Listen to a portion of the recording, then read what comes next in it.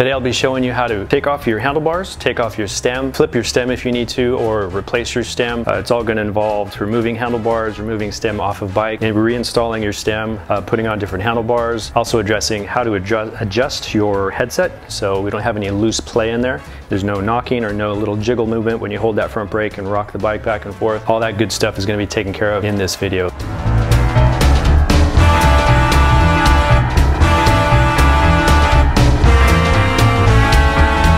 If you guys are new here, go ahead and hit the subscribe button. Come back because there's going to be plenty of information. A lot of stuff that if you're a fly on the wall inside a mechanic shop. All the little tidbits to give you that inside information. All right, so when I'm working on the headset, I usually like to throw my leg over that top tube, kind of straddle over the bike. Right away you'll find out if the bike is a little too big for you. The top tube's going to hit you there. This way I can balance the bike. I got my hands free. I can grab tools. I'm sitting here right next to the bench so I can grab some tools. Try and have everything you need within reaching distance. So we're going to go ahead. We're going to take off the handlebars. I'm going to flip these bars around, which means I'd probably have to take off my whatever your brake lever clamp, your shifter clamp. I have a dropper post, a lever here, I got a bell here, so all this stuff would have to come off, and then we're going to slide everything around, as well as your grips. These grips I would need some air or something to slide them off. They're not clamp style. And then after that we'll go ahead and unloosen our headset or stem, and then we're going to remove that stem. So I'm going to go ahead and remove all my brake lever, my dropper post, and my grips. The grips are going to use a little air pressure, so I'm going to turn on the air compressor. Bear with the noise.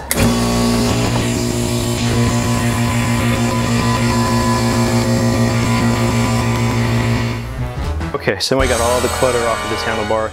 This handlebar was actually installed upside down, so a little bit hard to tell. First thing we're going to do is take out, this is our faceplate on the stem here. We got 4 bolts. You might have 2 bolts. This one has 4. We're going to take these off and flip this guy around. If you wanted to, you could actually take the whole stem off too. Take it off as a unit and then flip it around. But we'll go ahead and do this. So we're going to take every single bolt does not have to be taken off. For this style right here, since we have no clamps on here, we can just unloosen this, slide it out. That's one method, but I'll go ahead and go through the whole process. We're going to loosen all 4 bolts, and right away this guy wants to slide out, so I'm just going to take it out. So at this point, if you needed to, you can turn this guy around, go ahead and slide it back in.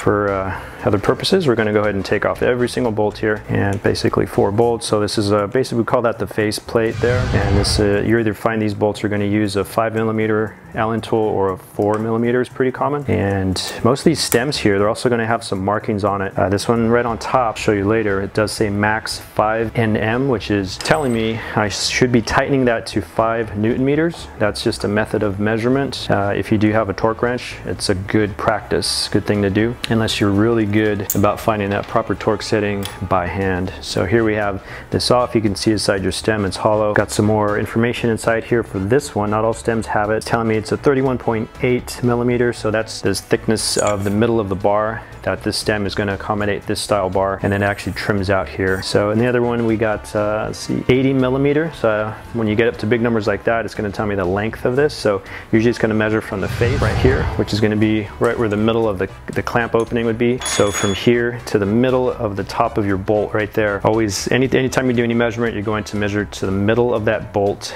to the end of this stem here. That should give me 80mm. And this one, it also says plus or minus 8 degrees. So when you see the little degree mark, that little circle, it's telling me that this stem has a little bit of a rise. So I think it is in the up position right now. It rises 8 degrees from a flat position. So we can flip this over and actually have this drop down 8 degrees, which would put you in a little more aggressive, racing mode. But it could also create a little more pressure or stress on your neck, forearms, things like that.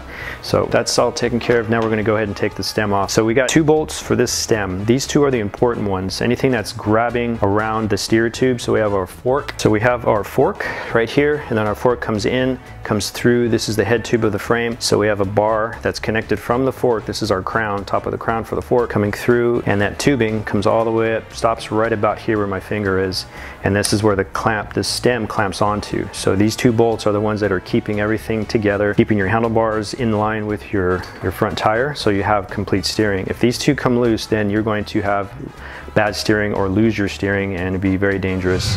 This top bolt right here, Always remember, this top bolt right here does not get tightened very tight. This is done with very gentle pressure, because when we tighten this down, it's actually putting pressure on the ball bearings, and we want the ball bearings to spin nicely. You tighten this too tight, your steering is going to get really hard to turn, and you're going to prematurely wear out your bearings. So this one is always very soft. So it doesn't matter which one you take off first. You could take this screw out first, or you could loosen these 2 bolts for your stem first. It doesn't make a difference. So I'm going to go ahead and take this guy. I'm going to loosen that for now because I'm going to show you what this does later, and then we're going to go back. This is the stem bolts. We're going to loosen these guys, and you just need to break them loose. This is going to jump into a 5mm. Break them loose a little bit. They don't need to come out all the way. Make sure both sides are loose, and now we got the looseness. Now I can spin this guy around.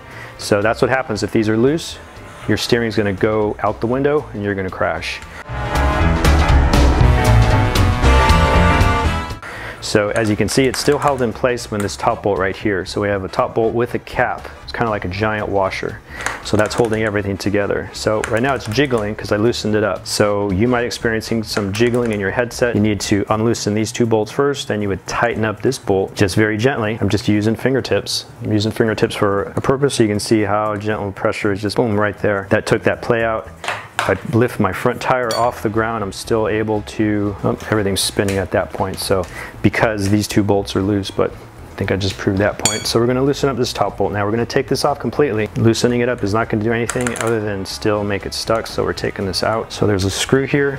Typically this screw should have a little grease on the threads right here, so we got a little bit of grease there. That's good. Pretty common for new bikes. Sometimes they don't hit that spot. Here's our top cap. This is where this bolt goes through. It sits through just like that. And then we have a washer. Actually, it's a spacer. This is probably a 5mm spacer. Purple Chris King one that I picked up at the Otter Classic back in April here in Monterey, Laguna Seca Raceway in California. Now, there's nothing blocking this. As you can see here, the tip here, this tip is silver. That's part of our steering tube. That's all part of the fork. So because this is exposed, this is why this washer had to be there. I needed to create space between the top cap and my stem. We never want the top cap touching the stem. If that is happening, you're always going to have some type of play or looseness in your headset, and you're never going to get rid of it unless you create that space. And that's what this does right here. It's giving me probably maybe 2.5mm of space. So this guy is not touching the top of the steer tube.